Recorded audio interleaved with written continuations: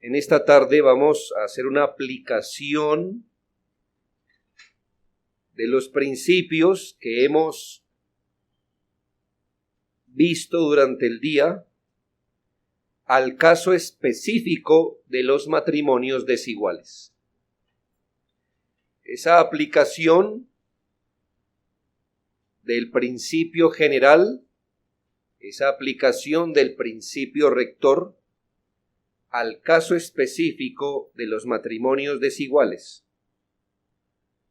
Como se puede dar cuenta en la introducción del texto, nos habla de lo que una mujer creyente debe hacer con su esposo. Pues dice: asimismo, vosotras mujeres, estad sujetas a vuestros maridos.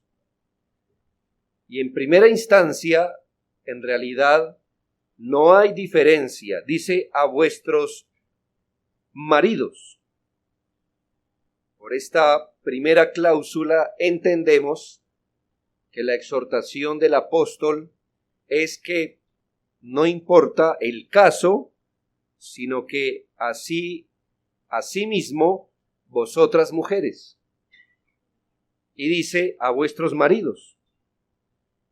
Ahora, más adelante, dice: para que también los que no creen, es decir, que la indicación va para todas las mujeres, lo que haya que hacer con sus maridos, pero también este principio aplica a quienes están casadas con los que no creen en la palabra.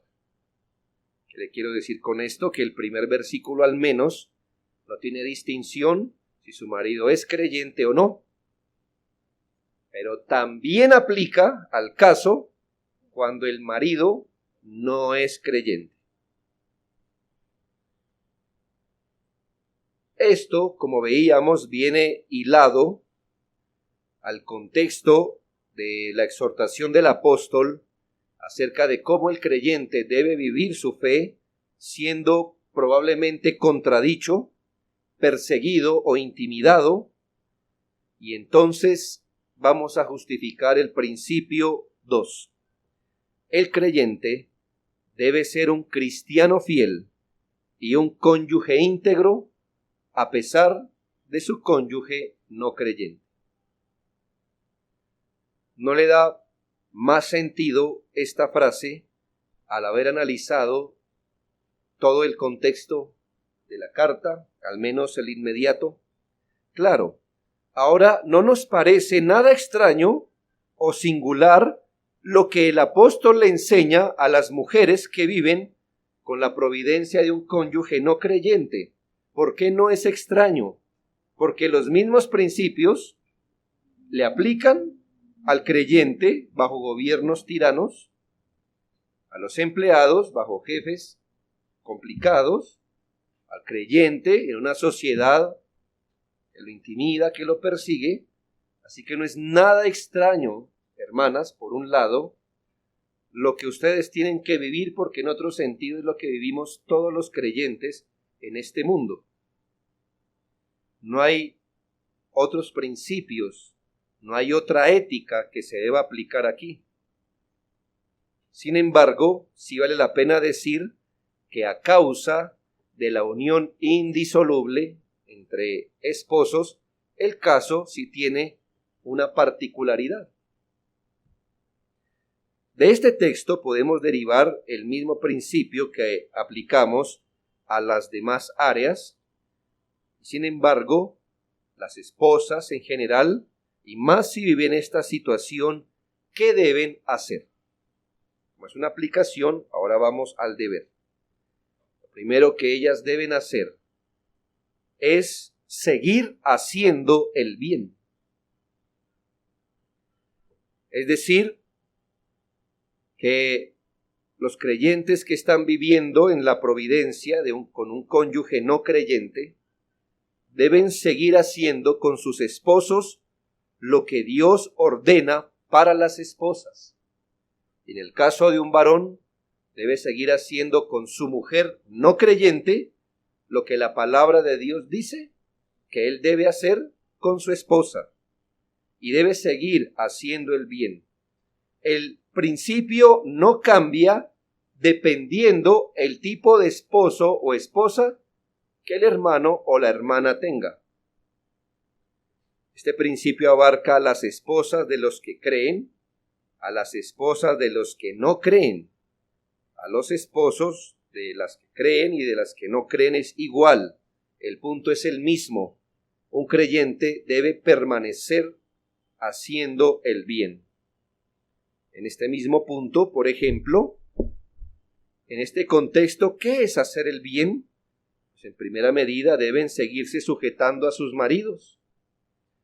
Ellas, como está escrito, deben someterse a ellos en todo. Si usted mira lo que dice la Escritura, no dice, si su esposo es creyente, sométase a él. Pero dice, vosotras mujeres, someteos a vuestros maridos. Ellas deben someterse en todo a ellos, por supuesto, a todo en el Señor. No a todo indiscriminadamente, a todo lo que corresponda al Señor, a todo lo que no viole ni contradiga lo que Cristo dijo. Pero aún así deben someterse en todo en este sentido. La mujer debe someterse a su marido en todo lo que la palabra de Dios le dice, en todo lo que, aunque la palabra de Dios no se lo diga, no contradiga la palabra de Dios. Todo lo que va de acuerdo a los mandamientos, por supuesto, y aun si no está en la Biblia, si no choca con lo que Cristo dijo, ella debería someterse. La mujer creyente no debe decirle a su marido, yo me sometería a ti en lo que Dios me dice, sí, pero en lo que me estás diciendo no hay un versículo, no hay un texto. Bueno, el punto es, está bien, puede que la Biblia no lo diga, pero si no contradice a Cristo, si no contradice la palabra, la mujer debe someterse allí. La única salvedad es cuando el marido gobierna en contra de Cristo, en contra de la palabra. Cuando eso ocurre, la figura de sujeción recuerde las jerarquías. Mi marido me manda una cosa que Cristo no, o mi marido me prohíbe algo que Cristo no. Jerarquía, hermanos, es lo que hacemos todos los días en el trabajo, en la sociedad. La mujer también debe seguir respetando a su marido, independientemente el marido que tenga, sea creyente o no. No dice, y la mujer respete a su marido si es creyente, sino la mujer, en Efesios 5:33, respete a su marido.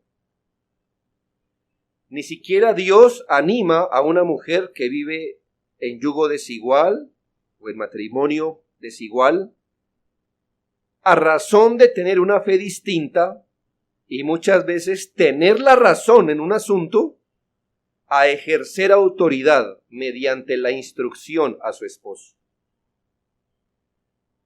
Una mujer, vuelvo y le digo, indistintamente el esposo que tenga, y así tenga la razón, la mujer no puede ejercer autoridad mediante la instrucción a su esposo,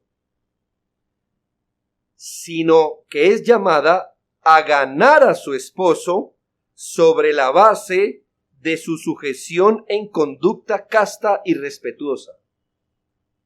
El marido tiene distinto, porque él sí debe ejercer autoridad sobre su esposa, creyente o no creyente. Pero en este caso, la mujer creyente, así tenga la razón, no debe ejercer autoridad porque no le es legítimo hacerlo, sea su esposo creyente o no. Ella sí puede ganar a su esposo, ella sí puede ganarlo para la verdad. ¿Cómo? A través de la sujeción, mediante una conducta casta y respetuosa, pero jamás sobre la base de su sujeción, sobre la base de la autoridad sobre él. Por eso dice 1 Pedro 3:1, asimismo vosotras mujeres, estad sujetas a vuestros maridos. Versículo 5, porque así también se ataviaban en otro tiempo aquellas santas mujeres que esperaban en Dios, estando sujetas a sus maridos. Seguramente mujeres cristianas estaban razonando de manera extraña, como que, ya que su marido no era creyente, ella entonces podría asumir autoridad sobre él. Era muy tentador, porque si el esposo no se somete a Dios, ¿por qué la mujer habría de someterse al marido? A las mujeres se les enseña erróneamente que se deben someter a sus maridos en la medida en que sus maridos se someten a Dios. Pero esto no es así. El apóstol tiene que señalar con toda claridad el principio de sujeción en independencia si su esposo es o no creyente. Y recuerde, sujeción en el Señor. Porque primero la hermana es pueblo de Dios, nación santa, etcétera, todas estas cosas. 2, estoy en mi primer punto, que debe seguir haciendo el bien. Debe seguir haciendo el bien exhibiendo una conducta casta y respetuosa. Note que independientemente su esposo, ella debe seguirse sujetando, pero también debe seguir exhibiendo una conducta casta y respetuosa. Versículo 2. No desconecte esto del principio general, que somos llamados a anunciar, manifestar las virtudes de aquel que nos llamó de las tinieblas a la luz. La conducta de una mujer no debe cambiar por su marido contradictor. Ella debe seguir exhibiendo una buena conducta. Por ejemplo, no puede volverse idólatra porque su esposo es idólatra. No puede volverse mundana porque su esposo es mundano. No puede volverse profana. Profana es el pecado que se señala cuando alguien transgrede el día del Señor. No puede volverse profana porque su esposo es profano. No puede volverse sensual porque su esposo lo es. No puede volverse vanidosa porque su esposo la anima. No puede cambiar su trato para con su marido dependiendo si él la trata con cortesía o no. Algo así como, ya que él no me trata con respeto, yo tampoco lo trataré con cortesía. No, ella debe seguir haciendo el bien. Por supuesto que yo no hablo de permitir la violencia o no poner límites o simplemente callarse. Este no es el sentido del texto. Como le demostré en la exposición anterior con el ejemplo de nuestro Señor Jesús, ese no es el sentido. Pero el trato impío y mundano de su cónyuge no debe poner ofensas, maldiciones, burlas, injurias, sarcasmos en la boca de una mujer creyente hacia su marido. No puede hacer eso. Piense en Jesucristo y note que Él no cambió porque los demás lo afrentaron. No se inventó una mentira, no arrojó un sarcasmo, no maldijo. Luego, querida hermana, que usted sucumba a la tentación de pelear carnalmente con un cónyuge contradictorio y hostil, las esperanzas de ganarlo para el Señor se esfuman. Luego, ¿sobre qué base usted le va a hablar? Entonces se le pone, carnal, ¿quiere carnal? Pues carnal soy. Hermano, cualquier esperanza que hay para ganarlo en el Señor se va esfumando, se pierde. Él le va a decir, usted es como yo. Es tan mundana como me dice mundano. Mire cómo usted se refiere a mí, y muchos esposos no creyentes tienen razón. Todas son atrevidas.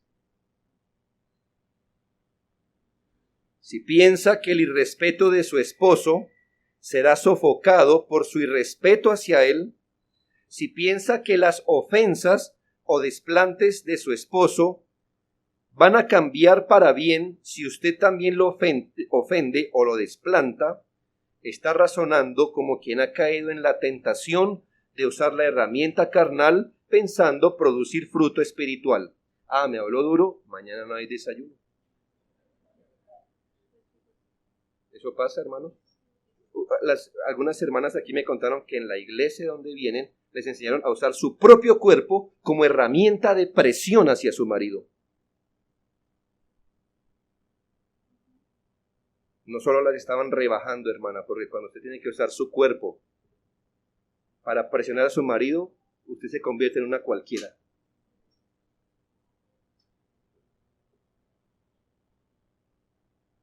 ¿Se acuerda de la esposa de Nabal? Por allá va a ir mi tercer principio. Lo vamos a dejar para en 8 días. ¿Pero se acuerda de la esposa de Nabal? Imagínense qué esperanza. El esposo se llamaba obstinado. O sea, que lo que pasa es que no se tradujo, pero se llamaba obstinado. En su idioma decían obstinado o terco. ¿Imagínense llamarse terco? No, pues. Pero esta se metió ahí, posiblemente fue a dar matrimonio, no tuvo opción, se casó con don Terco. Y don Terco estaba borracho y le faltó el respeto a David.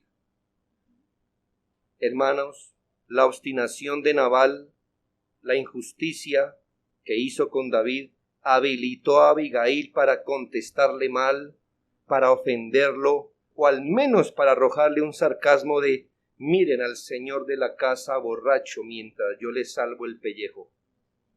No. Por eso dice que las santas mujeres esperaban en Dios estando sujetas a su marido. La mujer creyente debe seguir haciendo el bien, sujetándose, llevando una conducta casta, una conducta respetuosa, es decir, una conducta pura. La mujer no puede cambiar porque su marido es mundano. La mujer debe seguir haciendo el bien, sujetándose, llevando una conducta irreprensible como quien es ciudadana del Señor. El fundamento de su obediencia es la autoridad de Dios, no la autoridad del marido primeramente. Primeramente su fundamento es que Dios es su autoridad y lo segundo sí es su marido. Esta es la única manera de ser libres en el Señor. Ella no debe razonar como una esclava, sino como alguien que es libre. Debe razonar más o menos así: no trataré a mi esposo como él me lo está planteando. Trataré a mi esposo como Dios me dice. En esto le comunico que antes de ser de él, soy de Dios, soy libre. Aún me negaré a mis afectos. No bailaré en la tonada carnal que mi esposo me está planteando. Seguiré al Señor. Pero hay más. En este mismo punto, ella debe seguir haciendo el bien, exhibiendo un espíritu afable y apacible. Quizás por lo que dice el apóstol en el versículo 3 y 4, vuestro atavío no sea el externo de peinados ostentosos, de adorno, de vestidos lujosos. Suponemos que quizás algunas mujeres con esposos no creyentes estaban poniendo un énfasis sobre los asuntos externos y físicos, no los asuntos externos del Evangelio como la conducta, sino los asuntos externos como su apariencia. Probablemente una mujer piense que si gana los ojos de su marido, lo gana también para ella. Y quizás esa tendencia de hacer del aspecto físico lo mejor, pues esa es una trampa en la que usted entra. Yo siempre animo a las hermanas que por favor, se arreglen. Y a los hombres no nos pasa, por eso no nos maquillamos, pero a ustedes quizás sí. Si salió uno favorecida, pues tiene que ponerle énfasis. ¿Me voy a entender? Procure. Los hombres nos peluqueamos y arreglamos un poco y el Señor nos favoreció. Las mujeres tienen que usar más cositas, ¿verdad? Y yo las animo a que lo hagan de verdad. De hecho, creo que es una traición al matrimonio si cuando su esposo puso sus ojos sobre usted, puso en parte sus ojos sobre la usted bonita y ahora le está presentando la peor versión de usted. Y eso me imagino que debe ser desmoralizante para cualquiera. Aún para las esposas, queridos hombres, porque ella no se casó con ese que a veces usted es, sino con ese hombre simpático, amable, que la respetó, que la valoró, y dice, mire ahora, mírelo ahí. No puede verse el dedo gordo. ¿Ya? No voy a explicar eso, hermano.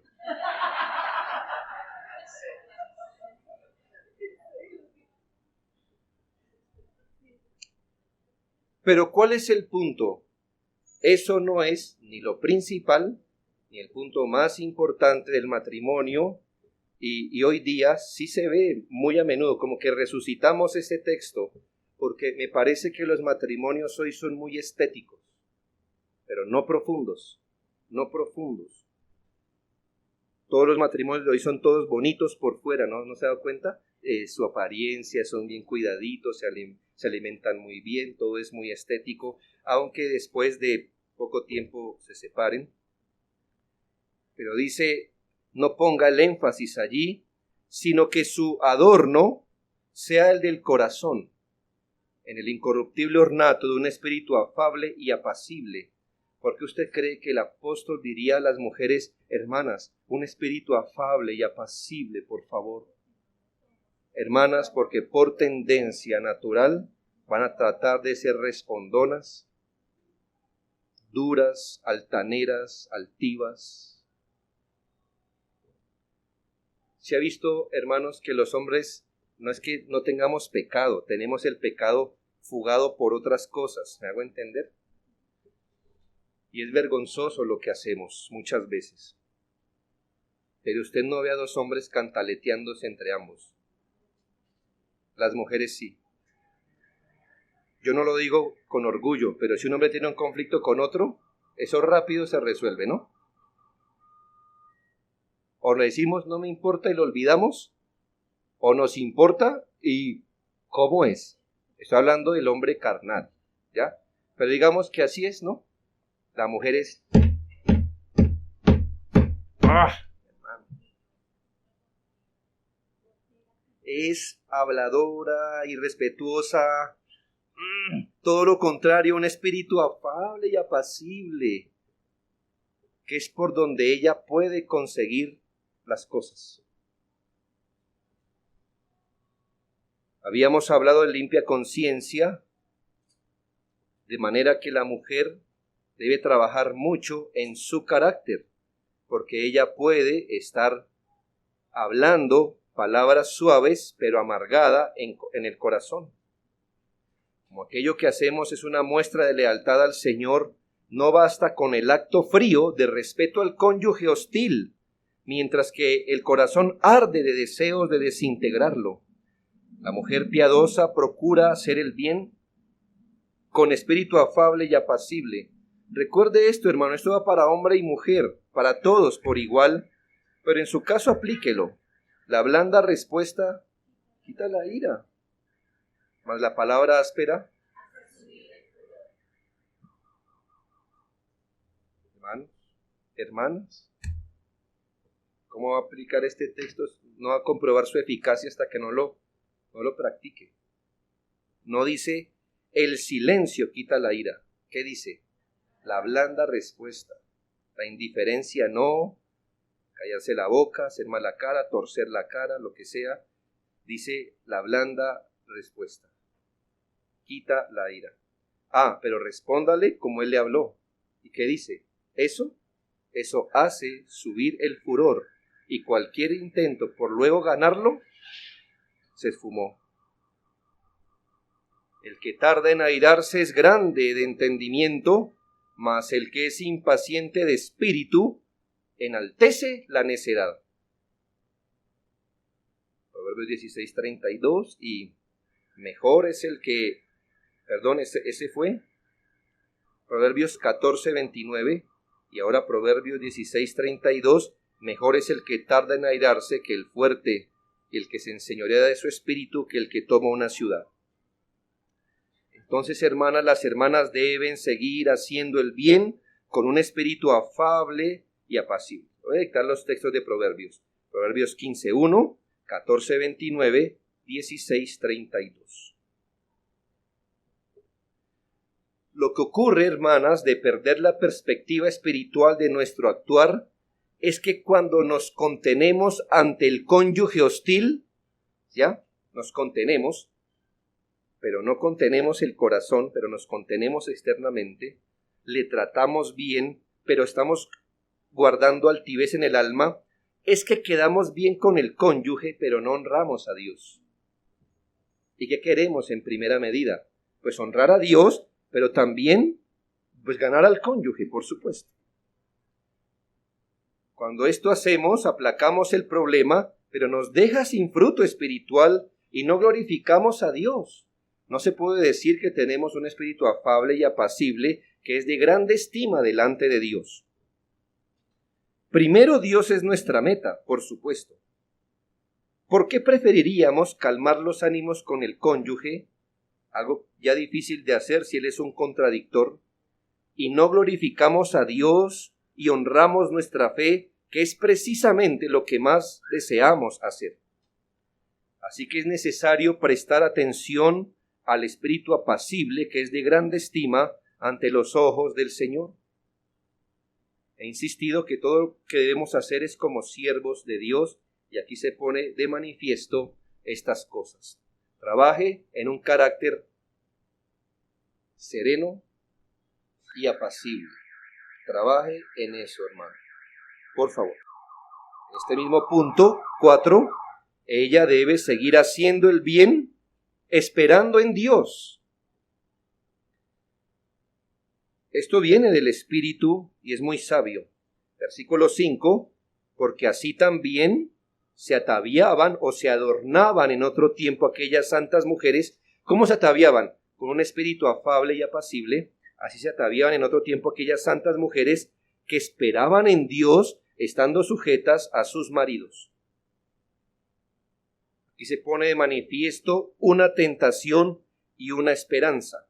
Mire, si la mujer que sufre por mano de su esposo, lo que más desea en la vida es agradarlo a él, tenerlo contento a él, jamás contradecirlo a él, entonces estará una y otra vez desafiando a Dios por tener la sonrisa de su marido. Yo no le digo que eso no le deba importar. Le digo que si una mujer lo que más desea en la vida es agradar a su esposo, tener contento a su esposo, jamás contradecir a su esposo, estará una y otra vez desafiando a Dios por tener la sonrisa de su marido. Agradar al marido es bueno, hermanas, pero hablo de cuál es su mayor interés. Si a lo que más le teme usted es al ceño fruncido de su marido, ella entonces va a verse tentada a hacer cualquier cosa para no enojarlo, aun si desagrada a Dios al hacerlo. Quizás también ellas se verían tentadas a rendirse en su ánimo de someterse a su esposo, al ver que ni por más fieles que sean, apacibles, amorosas, respetuosas, ganan algo para su marido. Y esto ha hecho que muchas mujeres se rindan y digan, eso no sirve de nada. ¿Dónde está el problema? El problema es que están esperando eso de su marido. Están esperando gratitud de su marido, cortesía de su marido, buen trato de su marido. Y según nuestro texto, ¿en qué espera la mujer santa? ¿En qué? En Dios. ¿Ya nota la diferencia? amarre su conducta a su marido y verá que hoy o mañana va a decir, esto no sirve para nada. Yo he hecho esto y mírelo. Yo le he servido y mírelo. Pero hermana, es que usted cometió un error. Las santas mujeres no esperaban en sus maridos. Esperaban en Dios. Ellas se sujetaban a sus esposos esperando en Dios. Cualquier cosa que estuvieran esperando, la estaban esperando de Dios, no de sus maridos. Por eso se le llama a aquellas santas mujeres. Usted necesita ser una mujer de Dios para esperar en Dios. Ellas miraban a sus maridos, ¿cómo no? Pero miraban más allá de sus maridos. Ellas miraban al Señor. Hacían las cosas para su marido, sí, pero principalmente para Dios. Ellas sabían que la recompensa no se las daría su esposo. Ellas sabían que su recompensa solo venía de Dios. No esperaban que su marido pusiera una flor en su cabeza. Estaban haciendo todo para que aquel día el Señor pusiera una corona sobre su cabeza. No iban a desechar el bien mayor por ganar el bien menor. El bien mayor, la recompensa de Dios. El bien menor, la recompensa de su marido. Ellas permanecían fieles, leales, amables, amorosas con sus maridos, con toda su esperanza puesta en Dios. Ellas esperaban recibir el fruto de su sujeción de Dios, no del hombre. Ellas tenían sus expectativas no en el hombre de su casa, sino en el Dios de su casa. Ellas no tenían puesta su mirada en el romance de su marido, sino en el amor de Cristo que excede todo conocimiento. Ellas caminaban animadas no por la sonrisa de su marido, sino esperando escuchar de su Señor las palabras, bien, buena sierva y fiel, entra en el gozo de tu Señor. Ellas no volvían a hacer el bien a su marido para ganar su amor, sino porque han sido amadas por aquel que es el pastor y obispo de sus almas. Entonces, cuando el marido falla, saben que Dios no. Cuando su marido frunce el ceño, ellas miran a Dios, pues es la persona que desean honrar sobre todo. Si el marido las ofende y las menosprecia por seguir al Señor, ellas esperanzan que su buena conducta es de grande estima para Dios. Aun en esos pensamientos y a veces en esas realidades, cuando el marido las desecha y las abandona por causa de su fe, ellas no han perdido lo mayor y más importante, a Dios, pues aunque mi marido o mujer me abandonen, con todo Jehová me recogerá y Él es defensor de huérfanos y viudas. Si por andar de acuerdo a su fe el marido no les habla ni es sensible a sus necesidades de mujer, se les ha dado el Espíritu Santo como consolador que estará con ellas para siempre. Aún el marido más amante debe entregar su cargo frente al lecho de muerte de su esposa, y en ese mismo lecho esta mujer será recogida por su esposo, por el que la ha amado eternamente, y la llevará a su verdadera casa, a su verdadero hogar para siempre. Usted baje su mirada de allí y usted se frustra. Porque las santas mujeres esperan en Dios, como los santos hombres también lo hacen.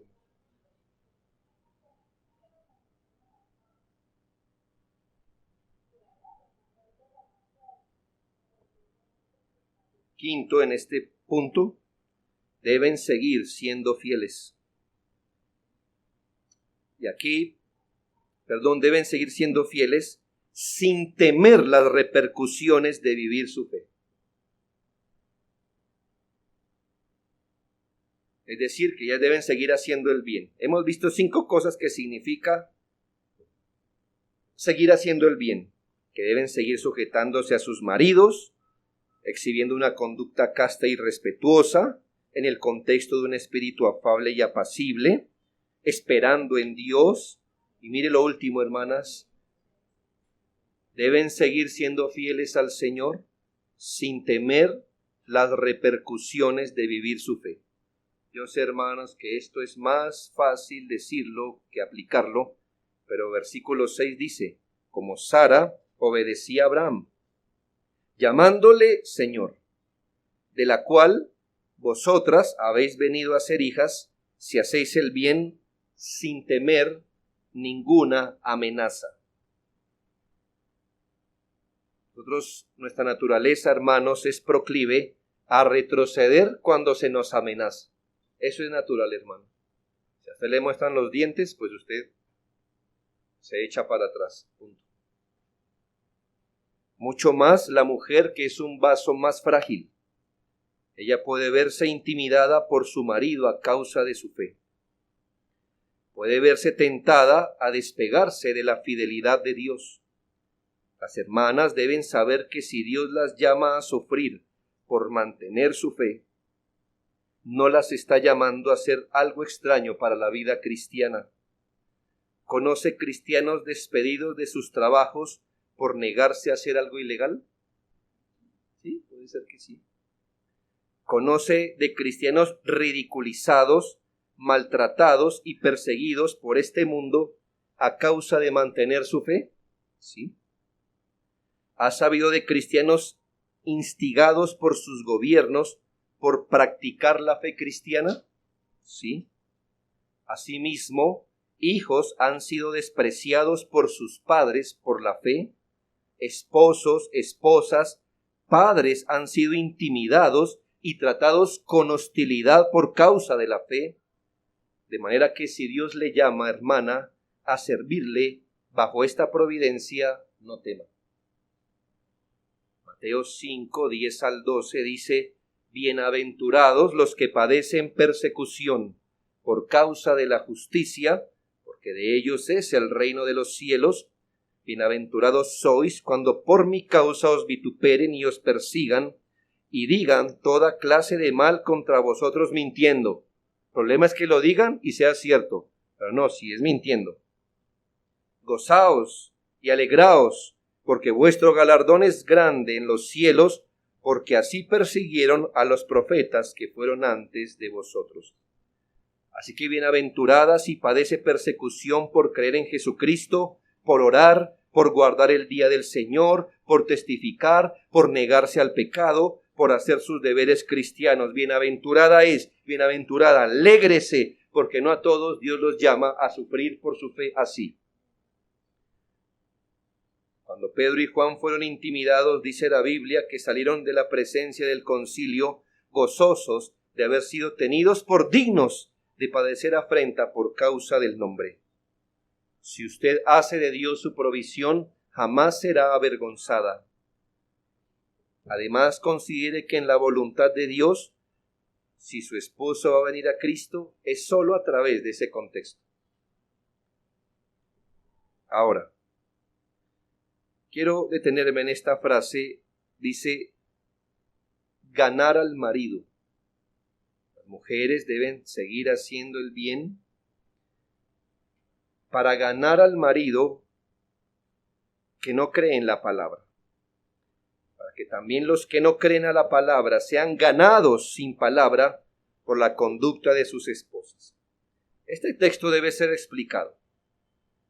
El apóstol les habla a estas mujeres que tienen que vivir en un estado irregular, las que conviven con su esposo no creyente, con aquellos que están enemistados con Dios, los que resisten el evangelio.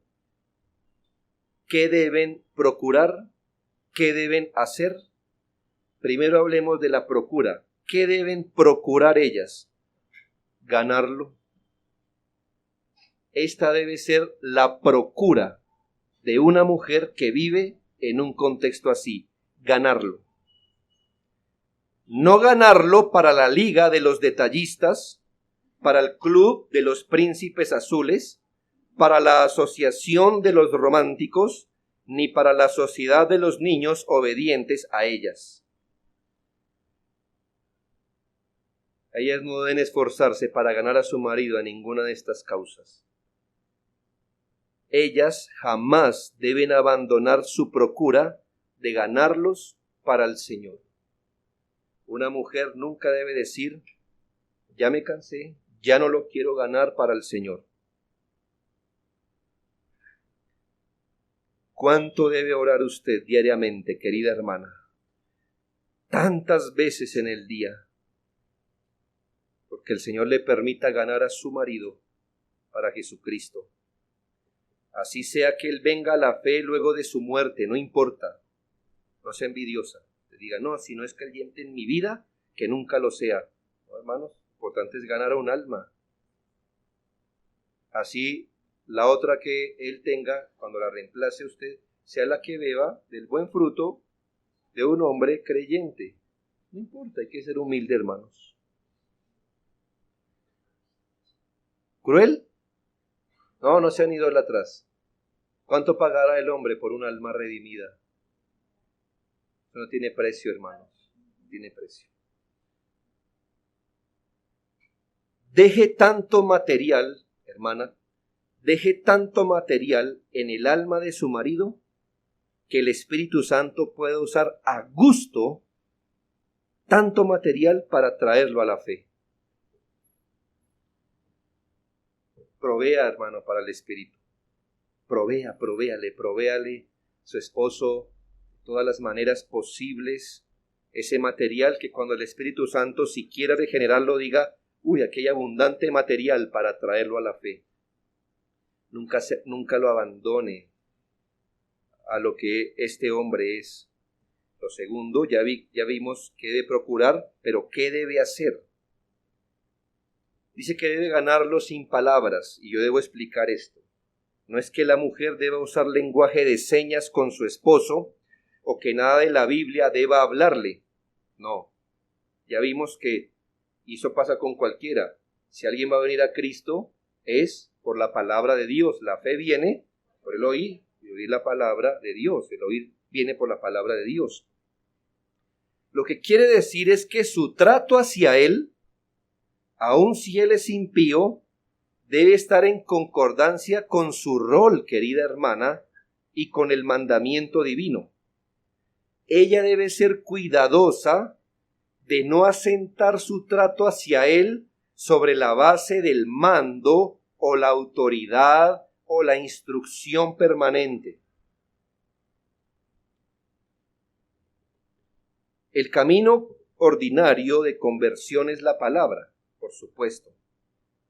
Pero en este caso, a diferencia de un esposo que sí debe hablar,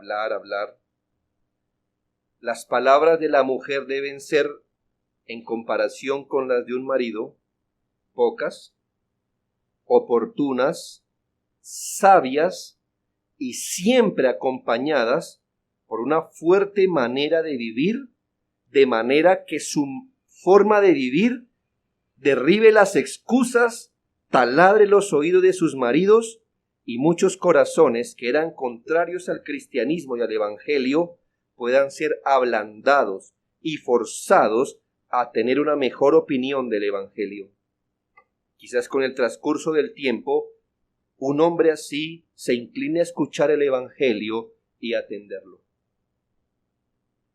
Por supuesto que él necesitará oír palabras de salvación.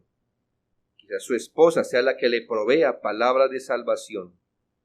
Pero esto ocurrirá si él puede ver que ella es sumisa como mujer fiel y que realmente su vida es su primera recomendación de que el evangelio es el camino que ese hombre debería seguir. ¿Cómo vive un creyente en esa relación tan íntima como la de esposos? Ayuda a que la gracia de Cristo sea creíble. Si el primer tropiezo para que un esposo venga a Cristo es la conducta de su esposa, ¿qué esperanza hay? Dice un comentarista, una actitud encantadora, amable, sumisa, es la herramienta de evangelización más eficaz que tiene la esposa creyente. Bonita frase.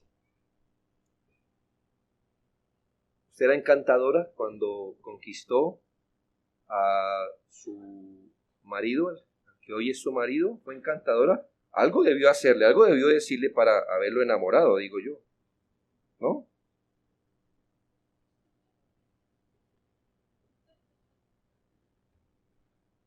Espero, hermana, usted es una mujer, ha sido encantadora.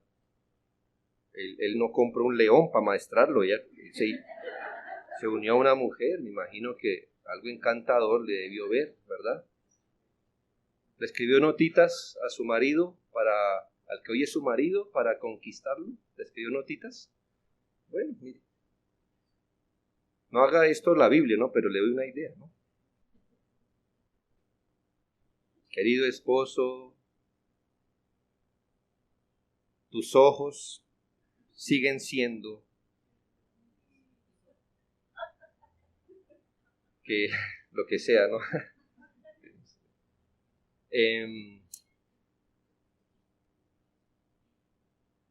Pero recuerda que tal y tal y tal cosa, a punto, no diga tanto. ¿Ya? Te dirá, eso me parece estratégico. Es una estrategia. ¿Cuál es su fin?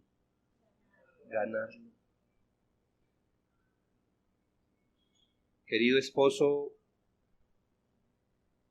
nuestros hijos y yo estamos muy agradecidos porque eres un buen proveedor. Pero recuerda hacer tesoros en el cielo,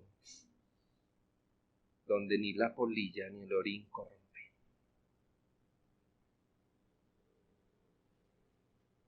Así con perfume, al lado del café, así como usted hizo cuando eran novios, ¿no? Así mismo.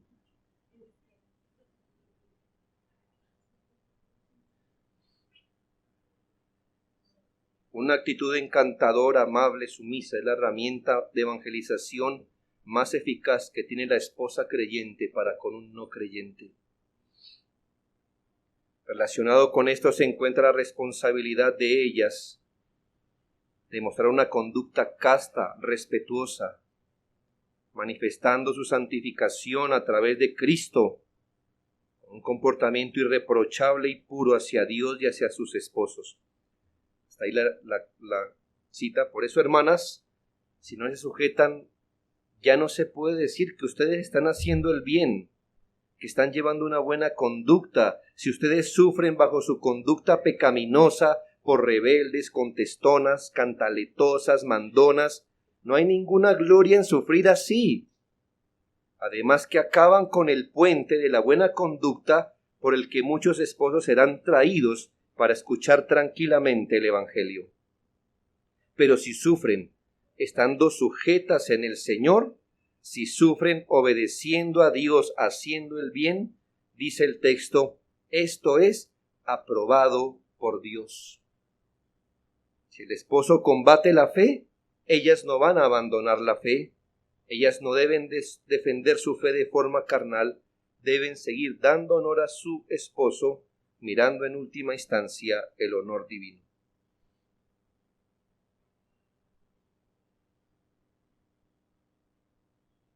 El apóstol Pedro termina esta exhortación, si usted se da cuenta, después del versículo 7, donde anima a los esposos a hacer lo mismo. Leamos, hermanos, hasta el versículo 12 y de ahí derivemos dos breves aplicaciones. Dice el apóstol, finalmente. ¿Finalmente de qué? ¿Dónde empezamos? Mas vosotros sois. Y como sois esto, debes hacer esto con los gobiernos, en la sociedad, con los jefes, incluyendo las esposas, con sus esposos. Y él como dijera, yo me sé esto con todos los casos que se me vengan a la cabeza, pero vamos a cerrar aquí. Finalmente, amarre esto. Sed todos de un mismo sentir, compasivos, amándoos fraternalmente, misericordiosos, amigables, no devolviendo mal por mal, ni maldición por maldición. Por el contrario, bendiciendo, sabiendo que fuisteis llamados para que heredaseis bendición, porque el que quiere amar la vida y ver días buenos, refrene su lengua del mal, sus labios no hablen engaño, apártese del mal y haga el bien, busque la paz y sígala. En otras palabras, hermanos, el apóstol dice, finalmente, hagan el bien, permanezcan haciendo el bien, muéranse haciendo el bien. ¿Qué otra alternativa tenemos, hermanos? Ninguna. Finalmente, hermanos, hagan el bien, con todos, hagan el bien, hagan el bien. Pero el versículo 12 dice lo segundo. Porque los ojos del Señor están sobre los justos, y sus oídos atentos a sus oraciones, pero el rostro del Señor está contra aquellos que hacen el mal. Todo lo que haga, acompáñelo con oración y con esta esperanza. Los ojos del Señor están sobre usted y sus oídos a su oración. Usted dice, yo he clamado por mi esposo. Me he portado como una esposa sumisa, tranquila. He hecho el bien. Mi esposo todavía es grosero, atrevido, no ha venido a Cristo. Hermano, cualquier cosa busque la explicación, menos que Dios no le ha visto ni ha escuchado, porque el texto dice, los ojos del Señor están sobre los justos y sus oídos a sus oraciones. Si su marido no ha venido a Cristo, es porque Dios no lo ha querido, no porque Él no le haya escuchado. Siga orando, hermanos, con esta esperanza. El Señor le está viendo a usted todos los días, querida hermana. Todos los días. Usted es su hija. Usted hace parte de la niña de los ojos de Él. Él no ha dejado de escuchar sus oraciones, sus pujos, sus ruegos, sus gemidos. Él está atento. Tranquilo. Hemos aprendido que el Señor responde las oraciones, sí o no, o espere. Punto. Sea humilde, hermano. Que si alguien le hace el mal, no será usted la herramienta por el que el no creyente reciba un mal. Dice él, pero el rostro del Señor está contra aquellos que hacen el mal. Deje al Señor esa tarea. Usted no es la herramienta que Dios va a usar para hacerle mal a su cónyuge no creyente. Deje que si él permanece en incredulidad, Dios le dará el pago. ¿Entendió el principio número 2? El principio 2 nos dice, el creyente debe ser un cristiano fiel y un cónyuge íntegro a pesar de su cónyuge no creyente. Que el Señor las anime, que el Señor anime a los hermanos que viven también esta providencia con estas instrucciones y con estas esperanzas. Invoquemos el nombre del Señor.